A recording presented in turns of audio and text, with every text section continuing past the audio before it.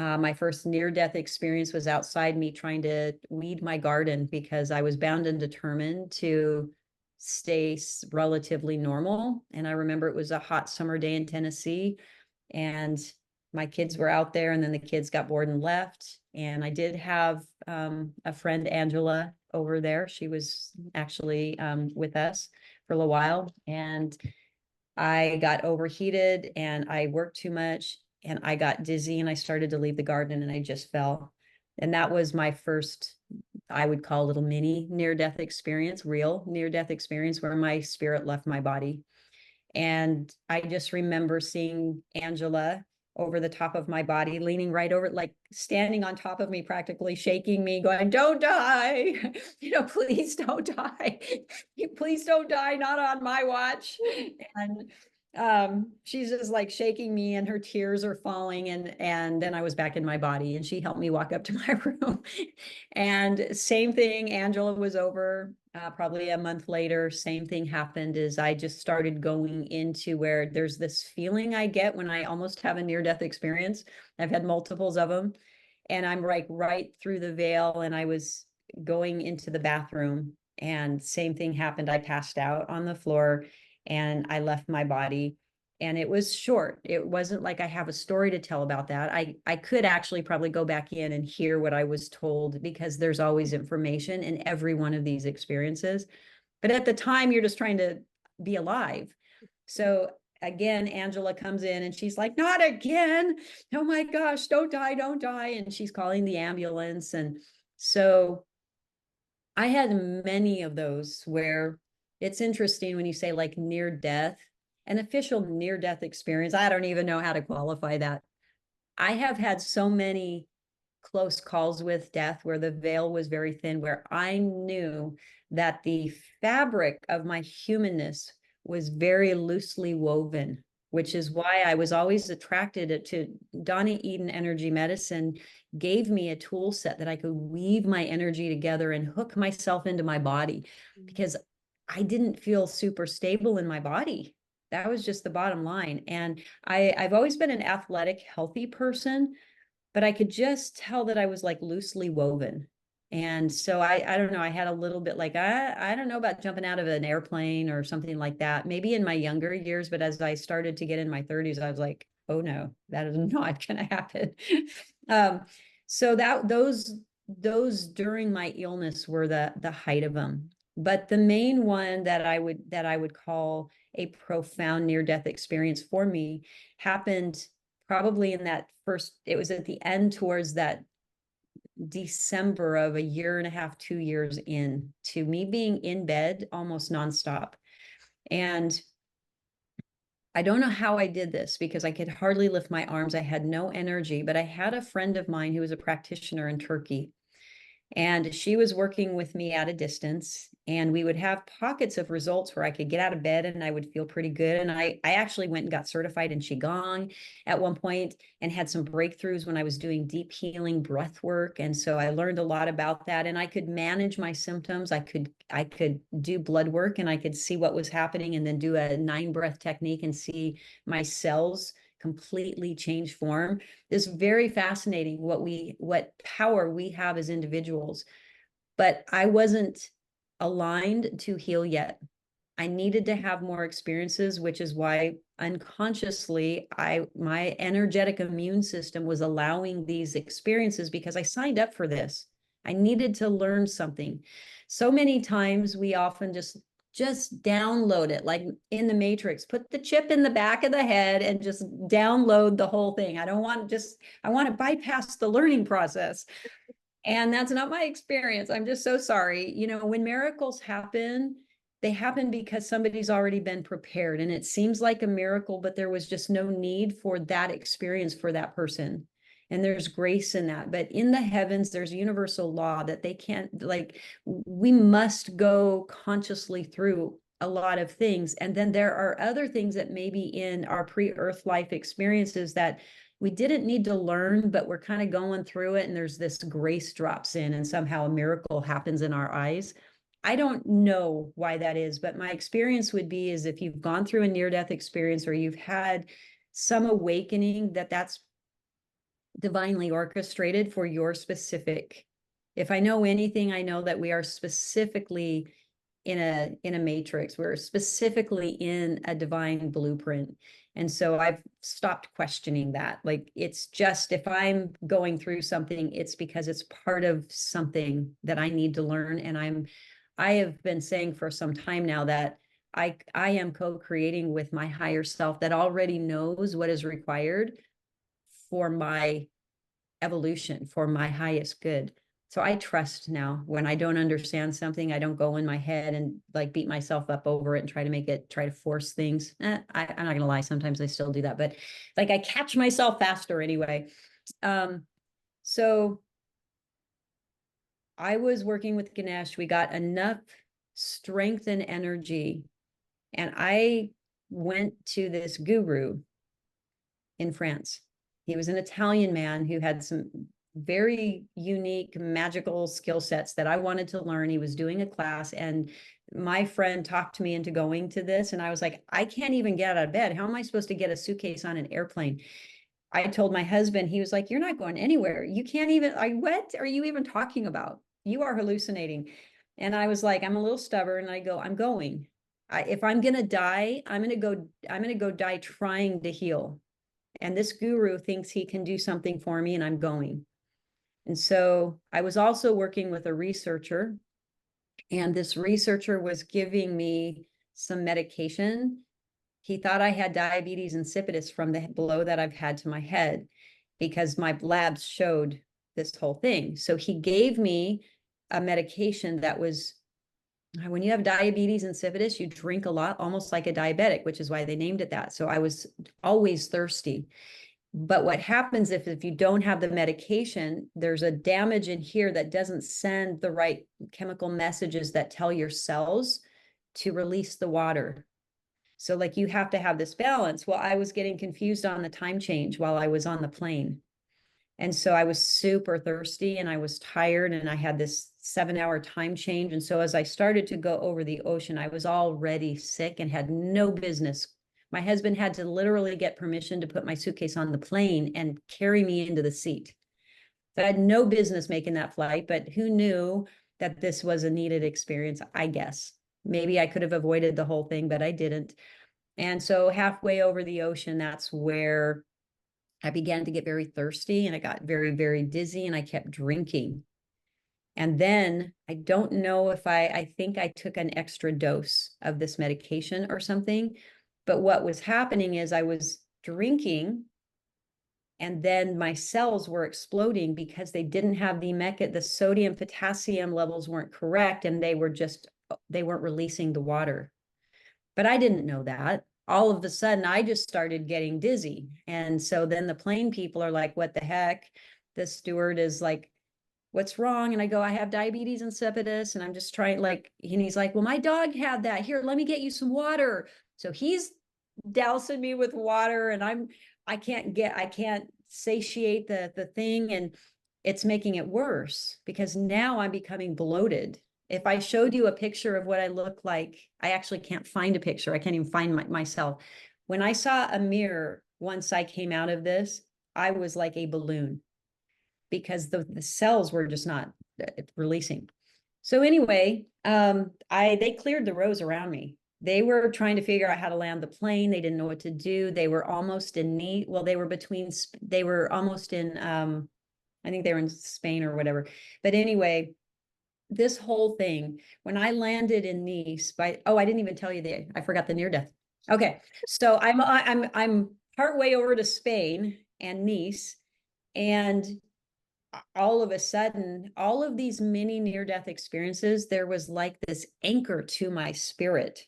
And this anchor kept me, I was out of my body, but I was more like, I would call that more almost like an astral projection, because I wasn't like, I felt close. Mm-hmm. I didn't feel like I was like, oh, I'm going to the light. No, I was like, hey, wake up, like, get it back in your body.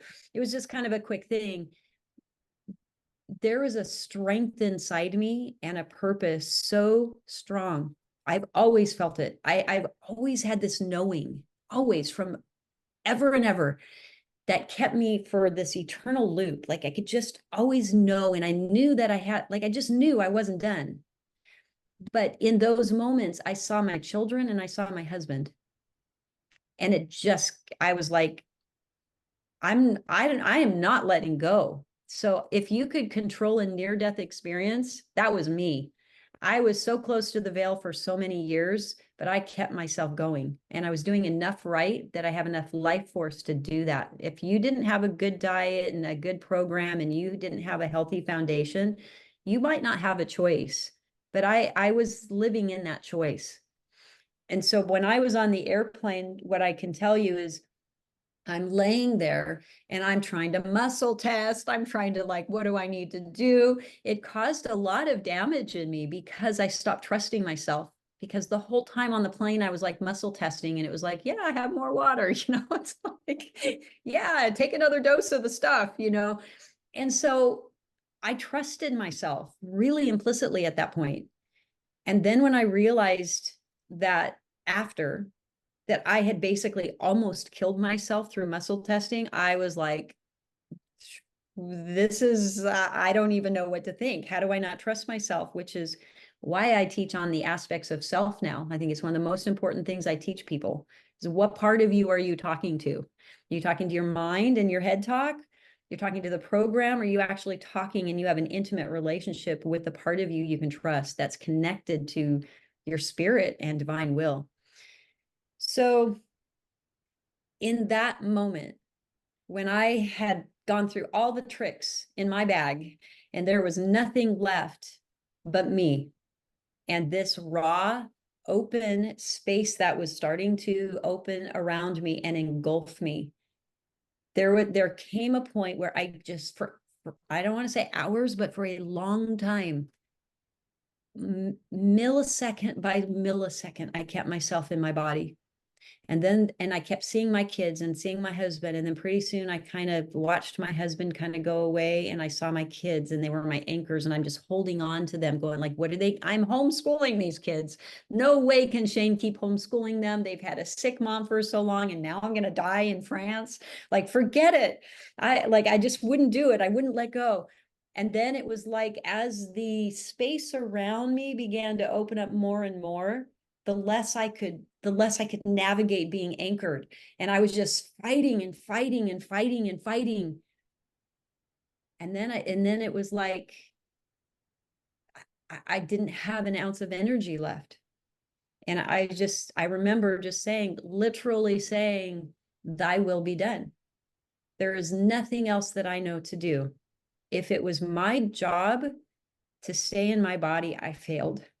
Which then goes to these beliefs around why we do what we do, because I knew at the bottom of every decision I made was this fear that I wasn't enough, that I came to the earth, I had a mission to do, and I didn't get it done. And so that's more of my anchor than anything else was like, I was afraid to die.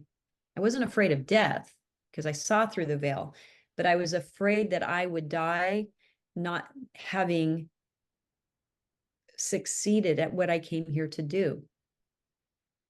And when I finally, this would probably be what I would call the biggest and maybe only surrender that I've had in my life. Now I've learned to surrender since then, but this was the surrender of my willingness to say, nothing else I can do, it's out of my hands. And the moment, because it was my agency choosing a lot of this. Now, I'm not saying that you can choose agency in a lot of near deaths, but in my case, I said, okay. And as soon as that happened, it was like it wasn't like I floated out of my body and looked down at my body. It was that this space around me just got bigger and bigger until I was no longer in, like, I just wasn't there. I wasn't in, I didn't feel the presence of my physical body. But I will say that I didn't ever feel, how do I word that? I could always sense my physical body, but I could sense my individuality. And this is where you start getting into a lot of conflicts when people try to describe these spaces, because I was everything, but I was also one thing. I was one and I was all and I was both at the same time. So I had a sense, not necessarily of my physical body laying down in the plane, but I had this sense that I was an individual having an earth experience still in some capacity. So I just kind of felt myself. I felt my beingness. And then as this space became big around me, and then it became everything around me, it was very familiar to me as the space between the zeros and the ones, is what I usually say.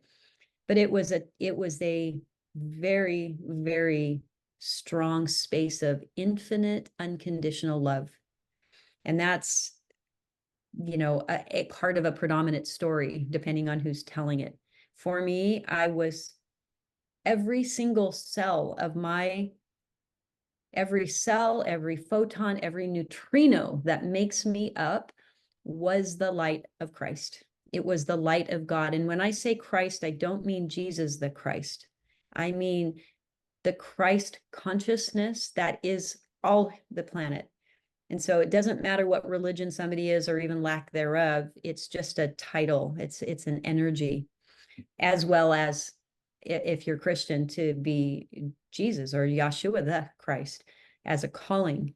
But it's something, the Christ is something I know to be inside of each of us. It is the light that is our aliveness, and it's who we always are. So when I say that the light is always shining somewhere, the light is always consistent. It is always every fiber of us. And I was able to see that in real time, very clearly. And so the particles that I were, imagine that every single particle is intelligence. Everything is intelligence. And it's assigned in form, it's assigned a job. It's a flower, it's a tree, it's a human, it's a whatever, right? And then life force enters into that. And so there's a lot more to that I won't go in right now, but I had this knowing, this sense that I could choose any one of these particles and spend almost an eternity exploring in there, which is why I feel like a lot of people who've had experiences like me, but maybe also have drug experiences and or very dysfunctional childhoods that have had severe abuse, or like the people I worked with who have been trafficked and rescued, where there's extreme trauma, that they never quite get out of that space. This is a space of grace. And so I would imagine that filled in all of these institutions are people who haven't quite been able to come back into full regulation after these types of experiences. And I'm not joking. I could go down any one of these pathways and spend an entire earth life in there just exploring. And you'd never hear from me again because I'm somewhere lost in my mind. And I can spend, even today, I could spend 7 hours. I do it often. I have a very long morning routine because I wake up in that space and I just continue to be in that space. But it's 7 hours could go by like that. I have recordings of myself talking for 7 hours of what I'm seeing and what I'm doing. And I'm like, it's been 7 hours. I just blinked my eye open and it's like dinner time.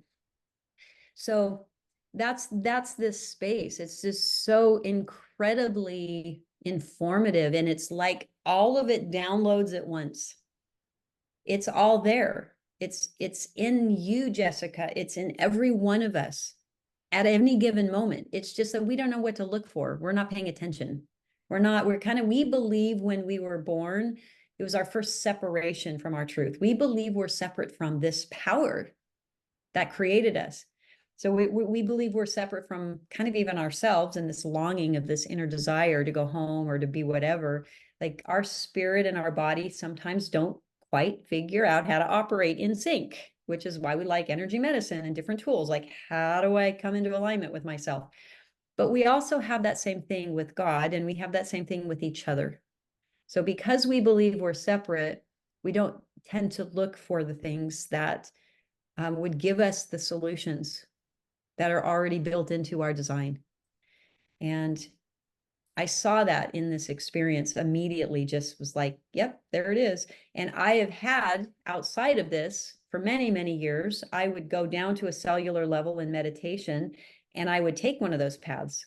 And I would go down to the photon, and then it was like being in a tube and all these lights, and then I could choose a pathway, and I'm just like, whoo, whoo, whoo. You see it in Hollywood movies, you know, like in the like, I don't know, the superstar movies, Guardians of the Galaxy type stuff, you know, and so I'd had those experiences, and it was it overwhelmed me almost to make my mind just like go too big. And so in my near death, I didn't have that overwhelm. I didn't have the physical structure that was getting overwhelmed with the amount of circuitry running through me. And I was like, oh, are you kidding me? I'm like in heaven now. And I loved it. I'm like, I'm home. I knew it wasn't the end all home, but I knew that I was like, this is the space of love.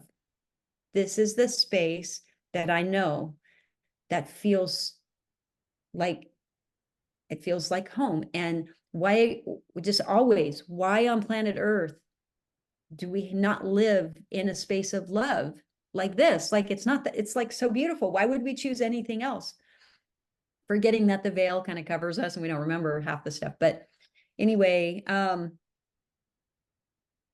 that was the start of it, is just this looking around. I did sense, after I settled into that space engulfing me, I did notice other entities or other like essences in there. I didn't have conversations with them, but it was almost like, it was almost kind of like a hi, hey, you know, like there was a lot of just, I could hear external kind of just communication through my inner hearing. And but that's not why I was there. And I had this distinct knowing that I was with a guide, that there someone there that was orchestrating it so much, but it wasn't like there was like, oh, my guide met me. And I was like, that wasn't my experience. My experience was being engulfed, knowing the space, feeling the love, that not enoughness, all of that kind of just dissipated. And then it was like I was being guided. I was just like, this experience was unfolding, and all of a sudden, like I said, there were things going on around me, but then that same experience that put me into the space began to morph into a white light. And it was like I was in a Merkaba, almost like I was in this space, that something surrounded me, and I was in this white universe that was the whitest, brightest, no descriptive word that could tell you how pure and how colorful and how white, like all of the colors of the spectrum within it, but the glowingness of it was white. But it was all knowledge. It was all information, but it was my information, because there's so much out there. What he was doing was they were creating a space that was more contained for what I needed to learn and to know. But within it, I could, you know, it was endless. And it was, to me, it was like downloads, which is why I didn't write it down. And I was too sick when I came out of it to even try to sort through it. But through the years, this has been 14, 15 years ago, through the years, it drips to me. And then I've been more recently even going in deeper. And so I'm in this space, and what I see happen is a life review. And I saw like this eternal existence and my creation, like spiritually, energetically, I saw the creation in this identity. And then I saw my pregnancy, conception, pregnancy, birth, and then I saw all the way up, but I saw it only from the context of how I didn't love. I saw it from 3D, 360 degrees, everybody's vantage point, everybody's experience, including my own, of anybody that I'd ever hurt. So I was being taught the space of love and the constriction that we've been taught as humans to judge each other and to look down on each other, and to cultural, whether it's cultural or familial, political, religious, like how we separated ourselves into little categories, and how we as humans for millennia now have had a distorted view of what love actually is. And so they showed me love, and I was like, here I am home. And then they pulled me into this space where they said, and let me show you what your earth life looks like from this perspective when you close your heart. And so that to this day is, it's deeply touching, because I'm naturally a very loving person. I naturally put other people first. I naturally have this view of service. It's just how I'm built. And when I saw the amount of pain that I'd caused, and not only pain, I saw the generational patterns that caused the beliefs that caused me to be separate from each other. So I'm like saying, like, imagine from the beginning of our planet, the lies we've been told, and I'm now like having it all flow through me. And where I come in, it like generationally, and then I'm here, and anything that hurt me, and all the death and the loss and the pain and abuse and the different things that I'd experienced. But how that impacted the people around me when I shut my heart because I was hurt. And it was so devastating to me. And they said, we wanted you to see, because we want you to know that you can choose right now to stay here. You can be in the space of love, and it is okay. And you will continue to grow and you will move forward. But we also want you to know that, and they didn't call it karma, but they said that there is, like, in my terminology as a Christian, they would say, like, the sins of the parents get passed down through 7 generations. And I was watching that, and my role, and then what my behavior did and how I raised my children moved into my grandchildren and their grandchildren. And I was just like, oh my gosh, how can that be? I didn't mean to, I didn't want to. And it was like, it was not a space of judgment, but I saw all the pain that I'd caused anybody. And so they said, you can stay, but if you stay, here's what that looks like when you're gone. And it still makes me cry, because I'm like, no. And I saw what happens when my heart was closed. Here's what that looks like to your marriage. When you're gone, you're dead right now. Here's what happens to your husband. Here's what he lives with. Here's what you caused. Here's what you did to your children, and here's what will pass to the grandchildren. Now, somebody else will eventually fix this, because we're reorganizing the planet. But do you want to be a part of that or not? And I was like, I don't want to. If I go back, can you heal my body so I can come back to a normal body? And they're like, no. And in fact, it will be between probably 15 to 17 years. And I was just like, and this is what I mean by the contradictory ways that we tell these stories, is I'm everything, I'm infinite, and I'm individual. I still have this sense of my individuality. So I'm talking from my human perspective while I'm in this, like, matrix. And so anyway, I just said, I don't know, I can't, I have to go back. And they said, well, because you said, like, and it was kind of a formal thing. Like, what will you choose? And I said, I've gone back. And I know it sounds super cliche, but I happen to be kind of cliche in this sense of my spiritual walk, that I just said, here I am, Lord, send me. And I had a recollection that I said that when I came to planet Earth, because I left behind a tremendous amount of gifts. And so I was just like in this space, and I saw the yeses that I'd made over my millennia. And they said, okay, you chose yes. Because you chose yes, we will show you what will happen when you learn to open your heart. And so then I watched that space of love envelop me and activate my DNA, activate my cells.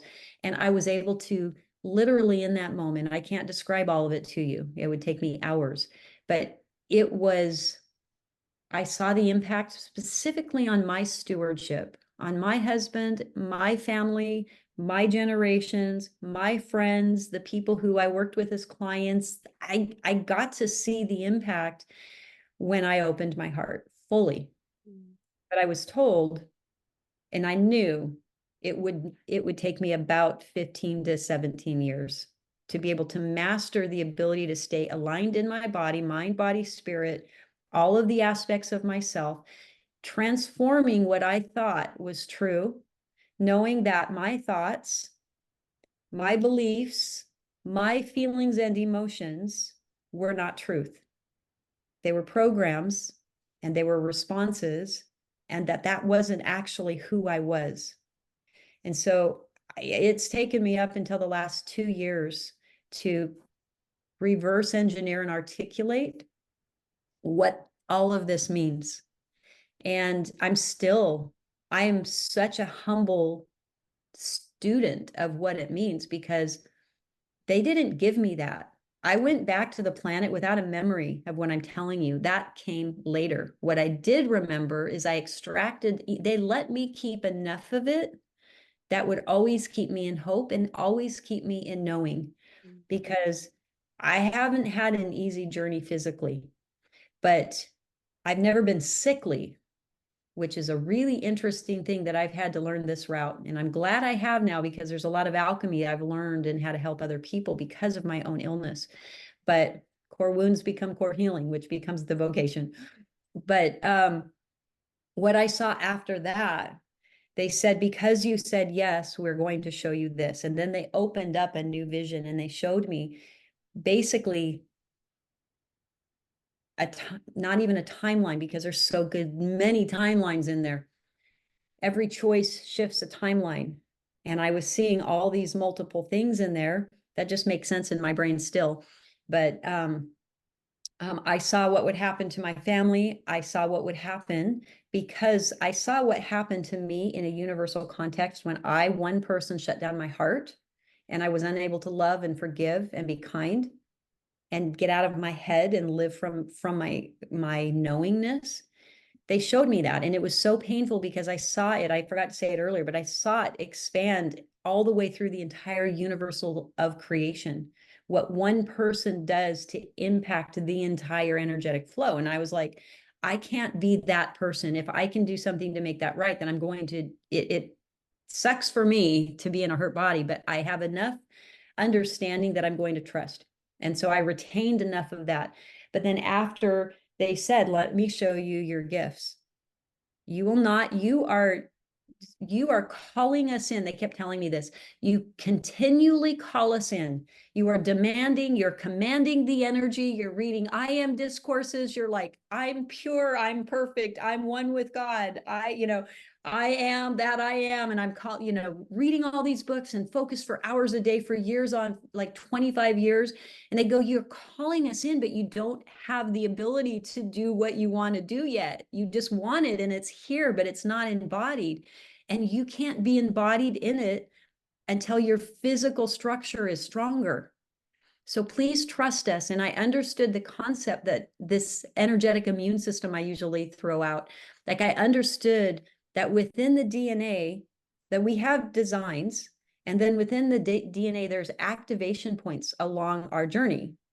And it comes when it comes. We're not privy to when that happens. So like all these years of like wanting to develop my gifts, but feeling like I couldn't, then I would quit for a while and be like, forget it. Like, what am I making all this stuff up? I'm crazy. And then I'd be like, no, you're not crazy. You're a decent, normal human being. But, like you just got a lot of circuitry going on. And anyway, so that's where I saw very clearly that the DNA opens up, whether some people would be like, oh, a Kundalini awakening. Like, sure, those things can be forced, but when they're forced, like I did with drugs and it opened my third eye, it's not very pleasant. It causes a lot of drama. You don't know how to manage the energies. You're in a lower astral plane because you don't have any tools and you have a lot of fear. So then as I move forward and I'm in this space, I got to see my gifts. I saw the full capacity of my beingness, the full pure expression of divine glory flowing through me. I mean, had I taken that back, life would have been really different. But I saw that, and then I saw the rest of Earth's creation timeline. And I saw the whole timeline from the beginning to the end. And then I watched it go into other universes and watched me go into other things. And it was just so many timelines. So I'm still exploring. It would take me my whole life to go back in that one experience and go explore. It's a lot. So what I've learned to trust over the years is it comes exactly when I need it. And it comes through, I'll be searching something online and I don't even know. It's like my hand moves to a click, a click, a click, and there's a book, or there's an author, or there's a quote, or there's a something, or I'm looking in nature and I just feel it. And so I've learned to appreciate the senses of the human body and use them as portals. The wind blowing can open up a complete portal for me. A smell, a thought, a belief, a feeling. Everything has become a portal for me. Nature does it the best. So I would recommend anybody who's exploring these moments in their life to be in nature, be on the ground, let the earth ground you and also open you up. And anyway, so I saw all of that. I saw my gifts and I saw what love can do. And so as I came back into my body, it was every bit as traumatic as when I went out of my body, and nothing had changed. Only I knew I wasn't going to die. But man, was that rough. They picked me up in an ambulance, ICU, from the airplane. They took me off the airplane in an ICU, and I spent that better part of that week in ICU and almost lost my life. But I knew I was going to live, but I had multiple near-death experiences there. They thought that I should have brain damage. They kept like moving something over my skin. Can you feel this? Can you feel it on your face? And they were surprised that I was not dead because my sodium levels were at 11, and they just felt like that sodium potassium pump wasn't working. But they drained gallons of water out of my body. It was extremely painful because I couldn't drink and I was so thirsty. And they just basically, they didn't strap me down, but basically, I mean, I was under lockdown until they could drain all that fluid after 24 to 48 hours. And that was one of the scariest times of my life because I was by myself, and you would think in France that everybody spoke English in ICU, but they did not. And we didn't know what was going on. And I was on a medication that wasn't prescribed by a doctor, but by a researcher. And there was a lot of stuff going on with that. And so they had to sort out my case, and then I had to somehow figure out how to get home in one piece.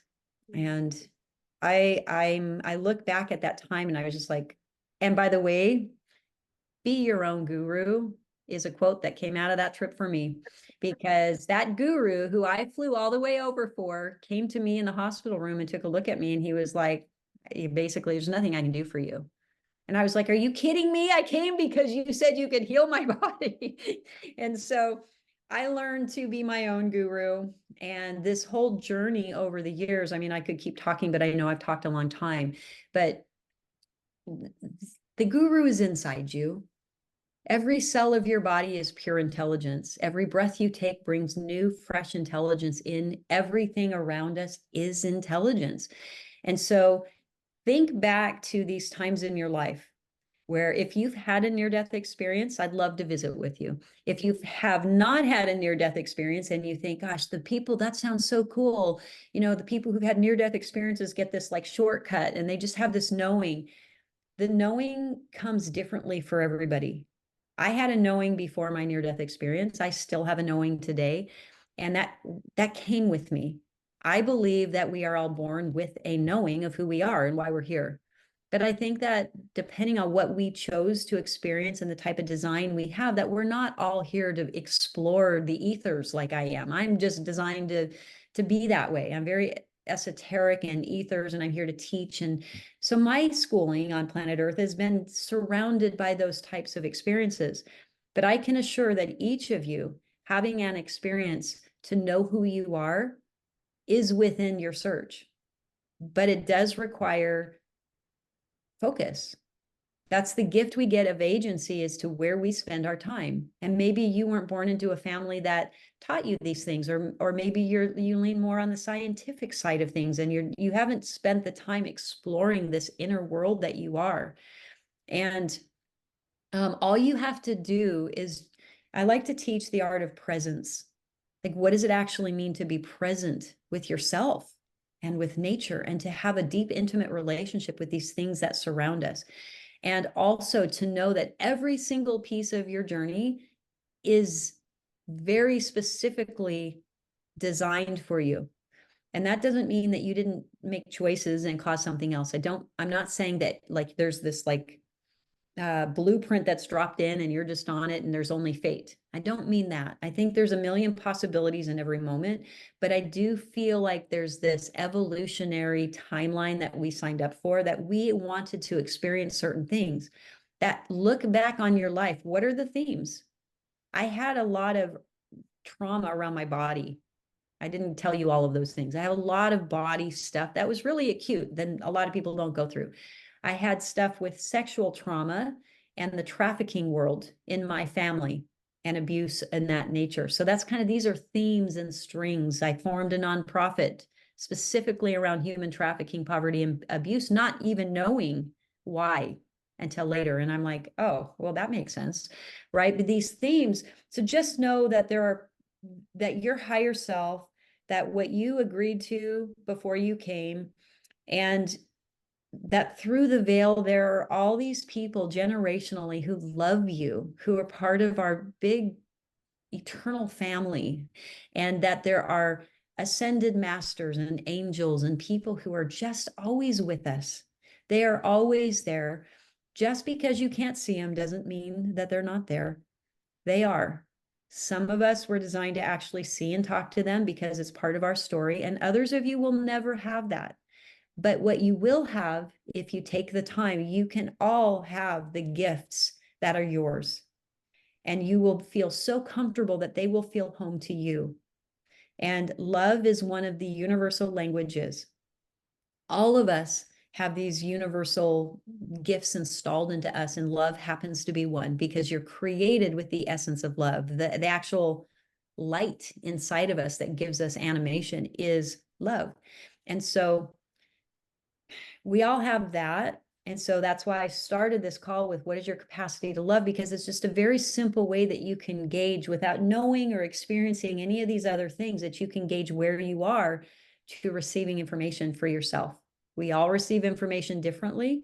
And so you have to learn your physical operating system. And there's lots of us out there that like to teach people their operating systems. Like, how do I make decisions, and how do I feel home in my body, and how is my mind and divine will and my will connected, and how do I co-create? How do I understand the laws of creation for me, whether it's for myself or for my family or for others?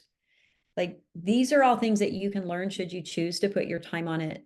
And so if you've had a near death, go back into your near death and extract that information just by being present. Learn to be present in each moment. And then, because I promise you that everything that happens is in the now. So when I go back and revisit my near death, like as I'm talking to you today, I'm there right now in that moment. Like, I can feel it because it's there. There's no time in these. This is more spaces. And so, yeah.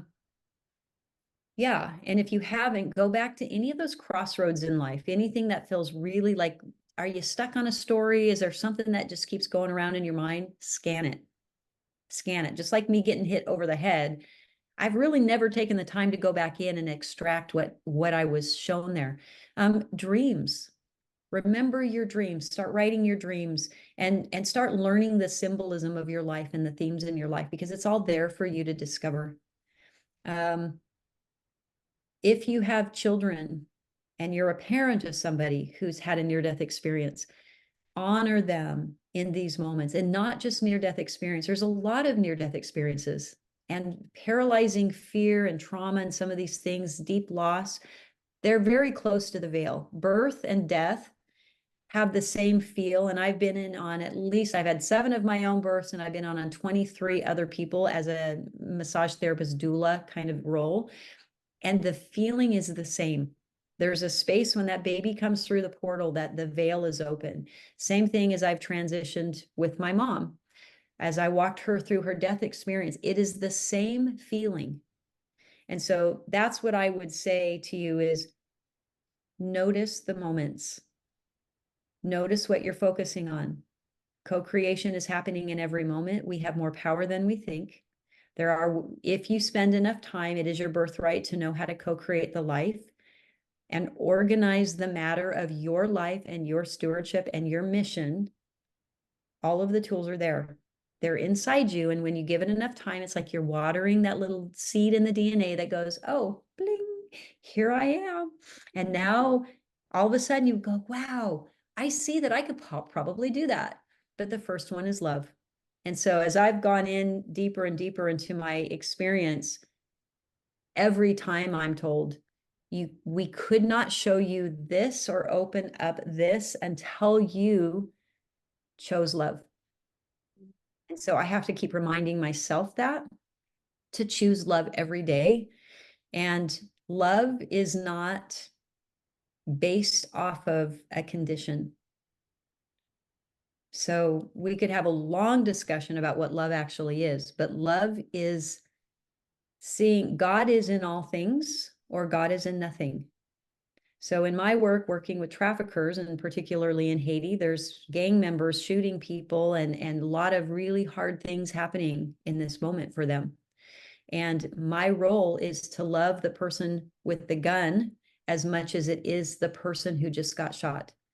And that's tricky. I've been on the ground in those scenes and hearing that happening. And guess what my role was? Can I keep my heart open? If I disagree with a political movement of a war going on, my only role now in life is to see God in all things. So what you damns you back.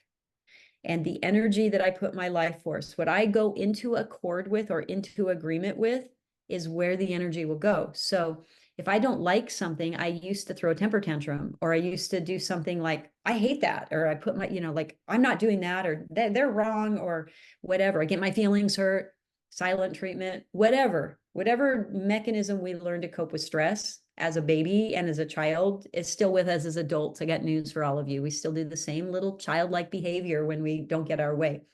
But what I've learned is if I can keep myself with my heart open in love, and that not just my heart, it connects to everything, connects to that space. I just keep going, like expand the space. And I teach my clients how to be in that space within themselves and then expand it around them. And when I can do that, whatever's happening, whatever somebody does that might hurt me, whatever loss I may have, I can still, whatever pain I'm having, I've had a frozen shoulder, and that's a whole nother story of like, what is happening here? It's pain is condensed energy that didn't move out, right? There's a lot of story to that, but regardless of what I'm feeling, can I stay grounded in the space of love has always been my question. And so that's what I would, poise to you guys, because if we can do that, then regardless what's happening in our world, does our financial system crash? Do we have to crash so we can we're all creating a new world right now.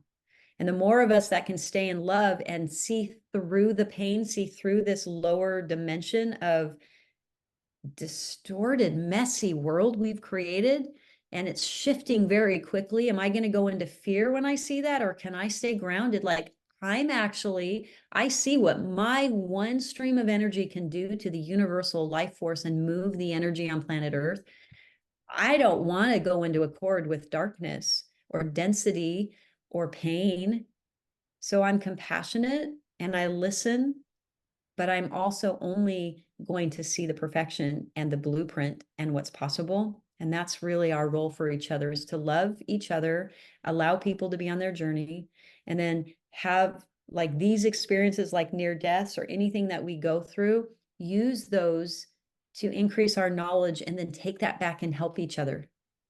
Take it back, because Jessica, you may not have had a near death, but you've had plenty of near deaths since I met you. You've had plenty.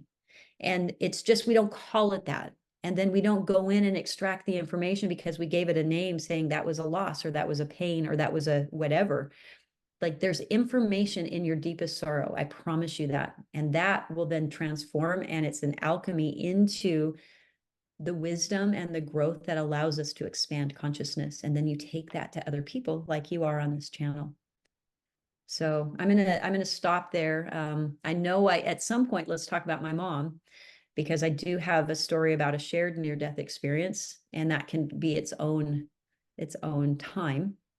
But I just want to say thank you for letting me just talk, just get that out to whoever feels like maybe they could be inspired by it, because that is the only thing I want to do. That's all I care about anymore, is awakening hearts back home, aligning people to know who they are and why they're here, and that love is actually not just a verb. It's not just a word. It's actually intelligence and energy that lives inside of us. And I want to help people find that, because I want to be part of living on a planet that we all love. And I want every single child to be consciously birthed, consciously created, consciously birthed. That's this next generation that's coming, and we are all a part of that. And not saying it's urgent, but it's now. And so we have a choice every single day what we're going to use our life stream for. So I ask you, what will you choose? And how much love are you capable of holding? What is your capacity to love? I knew when you first started that you basically answered just about every question that I had while you were talking. And the funny thing is the very last thing you said, because you were talking about choice. And I have told myself throughout my journey that I wonder if it is merely a choice that I have to stay in this deep, mucky grief, or if I can simply choose to step out of that and create a life that I will be later on proud of, right? Despite the trauma, despite the loss that I still feel, because I just don't feel that connection that have, that you are able to feel. I don't feel Jaden around me, for example. I don't feel my mom. I don't feel my dad. I don't feel anybody. So to me, it's really hard to just say, well, I have a choice. I can either just stay where I'm at, or I can step out of that. Is it that simple? Or do you have to have an experience like you in order to feel like it's even possible? Well, first off, I want to start by saying I know that this topic is this is sacred ground. Mm, This is the most raw and close to the veil as anybody could ever get, is in losing a loved one, um, particularly very shockingly, because it doesn't give us time to prepare, right? And you've had that as a theme in your personal life, and I won't, you can choose to share all that with your channel, but I know well, I am, it's hard for me to be the voice of what you're asking me, because I've only had my experiences. And so one could say, well, sure, it's easy for you to say that you go from a space of trusting to knowing. yeah. But I had a knowing before my near death. Mm, I did. I always had an inner knowing. I wasn't afraid. It wasn't that I was questioning there's an afterlife or any of that. That wasn't even that wasn't on the table.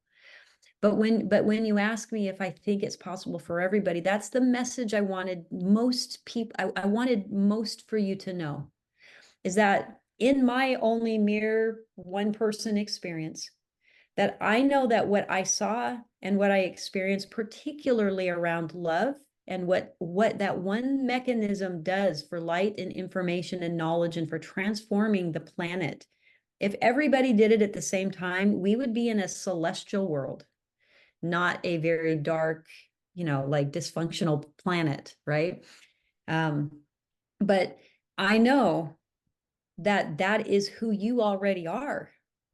And in that, I would say that it is a yes. It is as simple as a yes. However, there's a surrender and there's a story, and there is far too much complexity to speak in a general way about it, because what a surrender and a yes means to you is like a completely different blueprint than mine. I don't have the trauma or the pain or the joys or the creation or the design you do as your genius.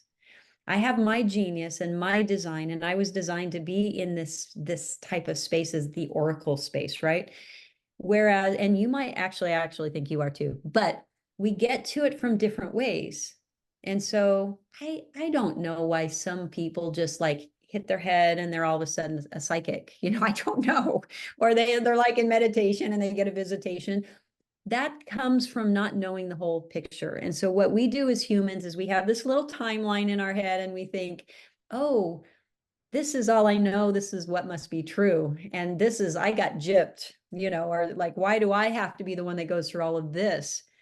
And of course, everybody feels the same way about their own life, regardless of what they've been through. They can only, they can only reflect on their own experiences and think it's terrible or great. But I do feel like it's an innate thing. And we do it through different ways. I think your surrender, Jessica, what is your surrender? That's what I would ask is like, where is the most amount of resistance? Where's the blockage? And we all know where that is. When you close your eyes, you're like, oh, I feel it in my throat. And then I would take you into your throat. Like there's ways and techniques, but you can do it yourself. That's the point, is that you were designed to be in joy. You were designed to have whatever experiences you have to teach you how to come back to love. And I don't know what that is for anybody. I'm not an expert on everybody's life but my own. But yes, I will always believe that, because what I saw and what I experienced wasn't from me. It was universal truths. We all have different stories, but for other people out there is just, what is your genius? Because with every shadow, there's a gift.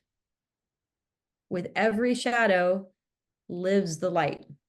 And it is actually the catalyst, and we can't bypass the shadow to get to the light. And in this generation, everybody wants the light without going through the dark. Right. And dark doesn't have to be scary. I don't think dark is scary. I'm not going to define it as evil, but it's definitely doesn't feel good when you stay in a space that you don't have tools for. And we redefine what these terms mean when we start having more knowledge. As soon as you start having experiences that you have ownership of who you actually are, and you would never look in the mirror again and say, I hate you, or not that you do this. I'm just saying in general, somebody could never talk back to themselves or feel like they're less than if they actually had an awakening of who they are, because like, I can't help but be in awe of the creation of God that is this beingness of myself or anybody else, which makes it very difficult for me to judge somebody or say mean things anymore, or even think mean things, because like my system's just been geared now after a lot of effort and a lot of prayer and a lot of asking of forgiveness, coming back, and now, even now, just like I'm having more and more awakenings now. And so I'm being called to a higher and higher responsibility of forgiveness and holding the light. And so I hold myself accountable for that. And I've given my life to it. If you choose not to spend the time there, then I don't judge that with anybody else. What I know is that they came to experience what they came to experience in a time frame. So somebody who takes their life, they had a choice not to or to, but there's also this theme and this, I like to call it like this evolutionary capacity. Like, what is the timeline that somebody signed up for? How am I supposed to judge that? I will never judge that again. And I'll never judge another sick person, because I used to be like, well, if we could just get them vegan and get some juices in there and like get some essential oils and like, all these amazing things. And if they would just change their mindset and work on that, I'm like, why do some people want to do that and other people's, or they don't even have exposure to it their whole life? We all signed up for different things. Why were some of our kids being born into trafficked families from birth? It's horrendous in my mind. I couldn't even stomach or live with it. And then I was like, who am I to decide what is appropriate for somebody else's life stream? I don't know what they came here to experience. So there's like, we're all in different timelines and we're all here for different reasons. And somebody may have come to learn one principle and somebody else came to learn a gazillion. I don't know. So just be patient with yourself and yourselves out there, because like, just if we would just be open, you'd hear that you would hear or feel or sense. All of us have a cognitive superpower. Some of it's smell or some of it's taste, and somebody's going to have an inner vision or an outer vision or touch or something like that. And so learning your operating system is extremely helpful, because then you can go like, oh, when I smell what's coming on the wind, like you start using that sense to be like, I wonder what I'm going to smell, what is the right opportunity, or I'm going to smell where to move forward. And I'm going to get a picture inside my head. So I'm talking to you from the level of a picture, which sounds really cool to some people, but that's never going to happen for someone whose cognition is feeling. They're going to be more visceral and they're going to feel things, and they won't know how to describe it because it's a feeling and somebody's visual. And, like, there's just, we can't compare ourselves to each other. If you get deeply into researching near-death experiences and psychic abilities and all these things, you're going to drive yourself crazy. Just learn your own operating system, honor it, and then say yes. Say yes to you. Say yes to love. Say yes to the things that we can all say yes to. And then, Jessica, I'm not saying it's easy. It was not easy for me. And I've said this a million times. Most people quit too soon. Yeah. They just quit because they don't have a map in there. It just feels so disconcerting, and they're so hurt, and there's so much fragmentation that they don't know they don't know what to do. They go into overwhelm and then they shut down. And so if we can teach some skill sets on emotional regulation and, like being in tune with ourselves, then we can start like tiptoeing into some of these areas that have been too scary for us. That's too painful. Pain without a plan feels really messy. The magic is in the messy, but there's if you don't have, maybe you need the kind of person that needs somebody to walk through it with you. I'm a person who does everything by myself. I just go into my inner little kingdom and I do it. But I have a lot of clients, and they need and desire, like they don't need, but they have this space that is best filled with another person. Some people do it better in groups. Some people do it better one-on-one. And you just have to learn your operating system, but just say yes to a full yes. Don't say no. Don't say yes when you mean to say no. Don't do it out of obligation. Don't do it out of whatever. Do it out of a full yes, because you're in your knowing about something. Visit places where you're in your knowing. What do you know? What's one thing you know? It could be that it's daytime. Find a knowing and then start going like, how do I experience that knowing? Why is that a knowing and this isn't a knowing? So if it's like, I want to feel my son, or I want to feel whatever, that you've started building up a memory bank of knowingness and things that aren't as painful or things that aren't as scary to go into. And then all of a sudden, it's not about trusting anymore. It's a knowing that needs to grow. So how do you grow your knowing? You have to create experiences. You have to say yes to things that grow your knowing.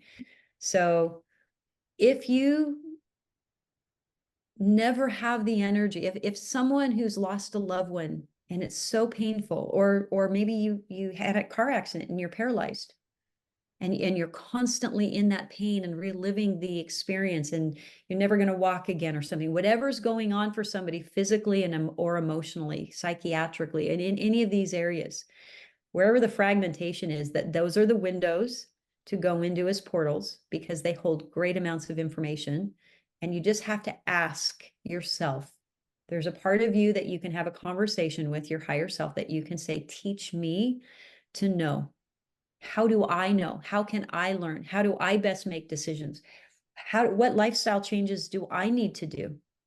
But I think people get so caught up in the outer things of like, it could be anything, like not trusting yourself because every time we do something, we just quit, or then we lose, like I did. I lost trust in myself because I muscle tested some really stupid things and almost killed myself. But how did I gain my trust back? Was creating opportunities for me to trust myself again. consistently doing something. And so it is a choice, but if somebody never does that, please don't judge them, because you don't know that their little design was never to figure it out in this earth life, Right. that just getting a body was enough for them. Apparently, there's a long line. There's God in all things. So, I mean, I'm learning, people that I once thought were like unconscious or not awake, I'm actually extracting large amounts of intelligence from them, regardless of what their words say. Mm.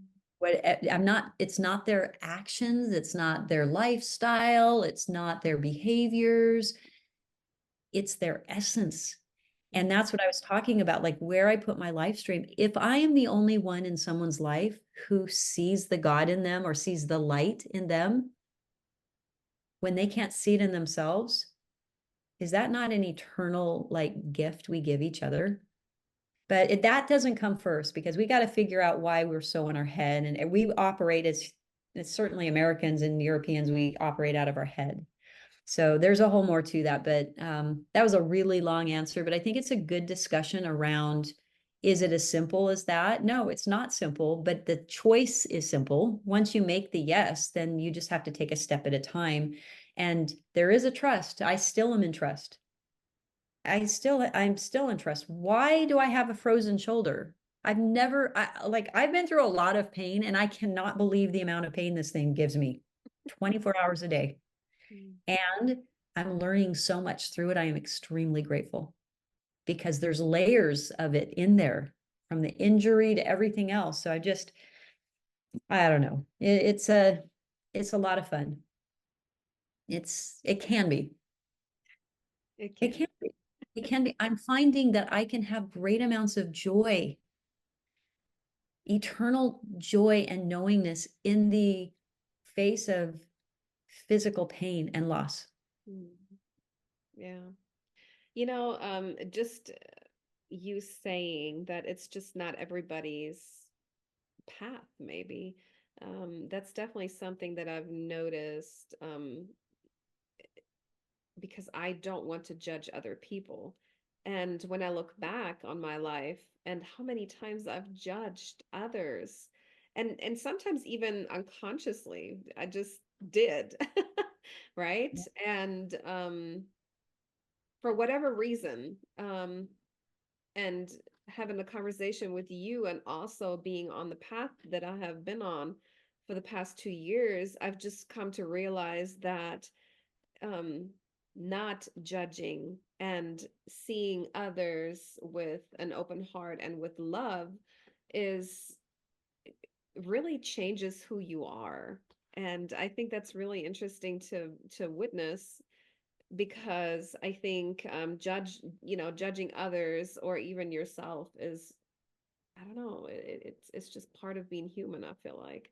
And just about everybody that I know does it. Yeah.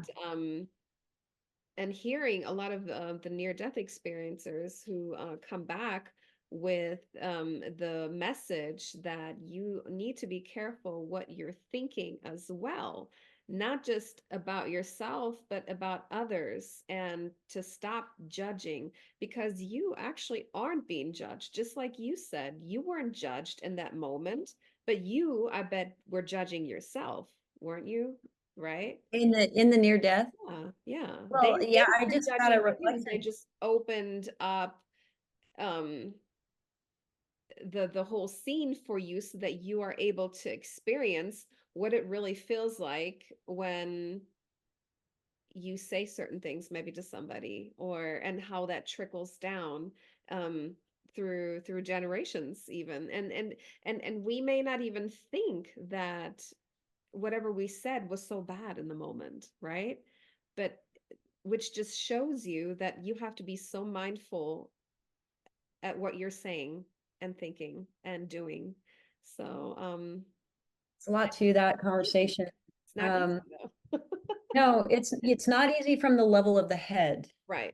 When it shifts into an embodiment, Hmm. when it comes into more than just a thought, then you don't even think about it. It has become your default. Yeah. And so just think of those things as like, I didn't want to be mean to anybody, but I couldn't help thoughts that came through my, like I literally couldn't manage every thought that comes in your head.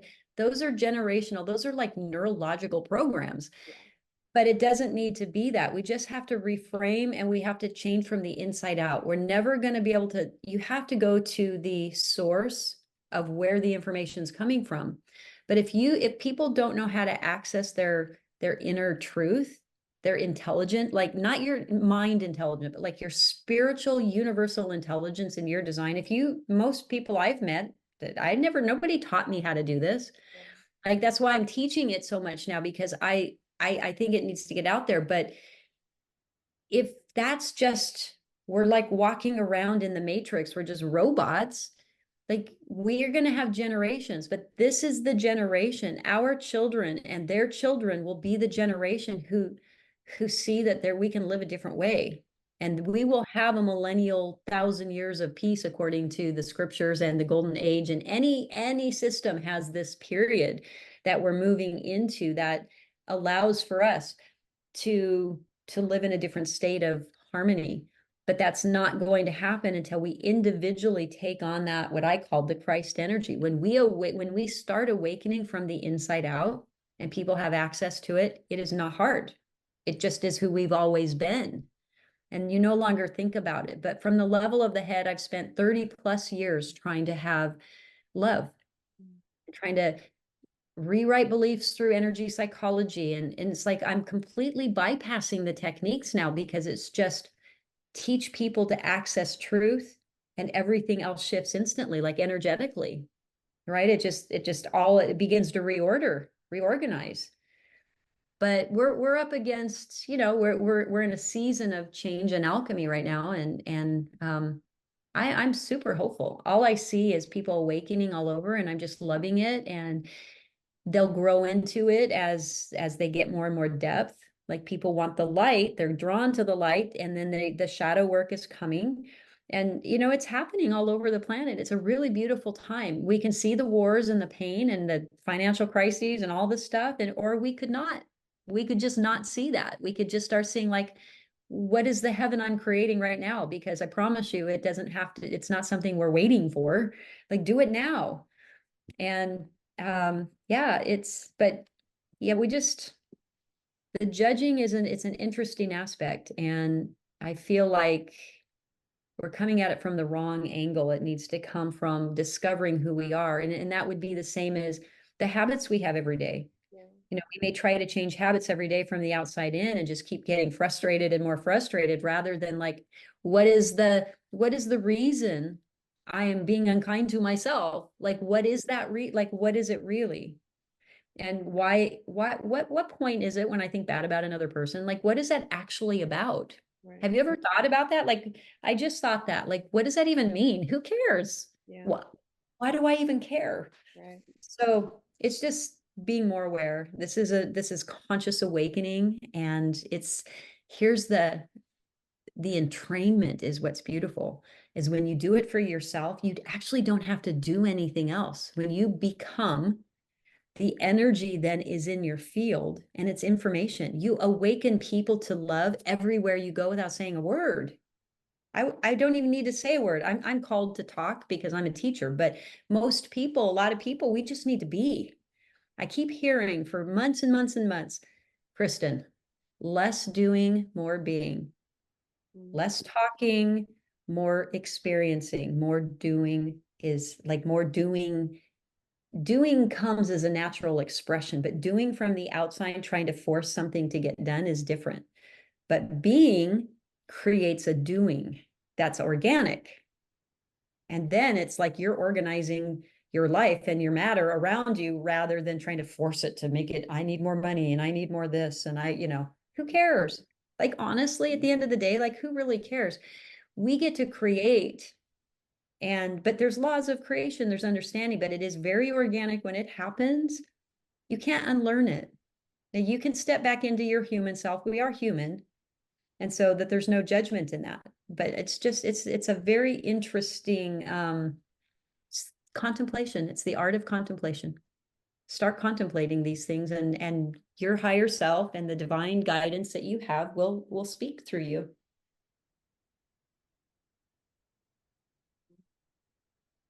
So if anybody who has listened to you wants to reach out to you, how could they do that? And would you be open to receiving some questions maybe? Sure.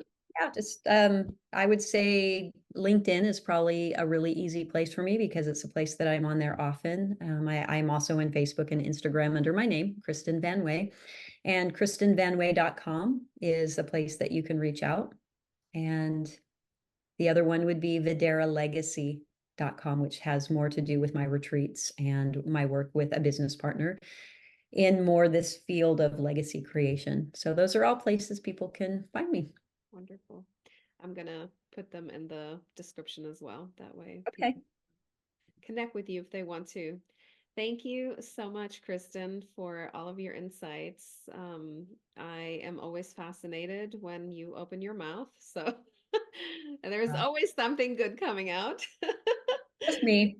Yeah. We all have our essence, but thank you so much, Jessica. I've really enjoyed having our conversation.